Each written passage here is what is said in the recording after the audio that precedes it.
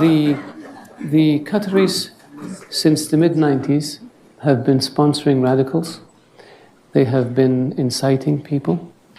They have become a base for the leadership for the Muslim Brotherhood. The Qataris allow their senior religious clerics to go on television and justify suicide bombings. That's not acceptable. The Qataris harbor and shelter terrorists. That's not acceptable.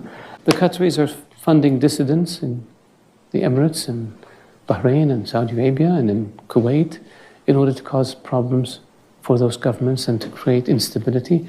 Why would you do this?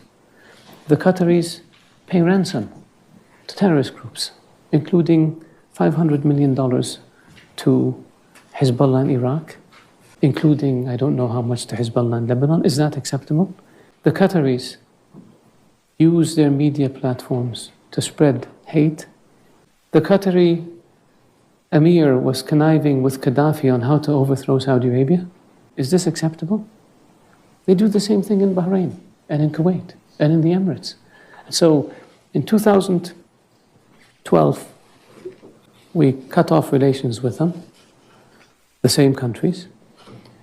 And a year later, they came back and agreed that they will end all of this nonsense. And they signed an agreement. And nothing happened. So this time, we said, you know what? We're not going to deal with you. Unless you change. We will not allow you. There's a list of terror financiers that the US puts out, the UN puts out, and a number of them are living openly in Qatar, raising money and giving it to bad people. Is this acceptable? Shouldn't be. Why do the Qataris get away with it? Because I think people see a young country, young leadership, they buy fancy buildings, they have a nice airline, and they think, wow, these guys are really modern. But we have to deal with the dark side that I just explained. And so that's why we said, unless you change, we're not going to deal with you. Now what happened since we took this action?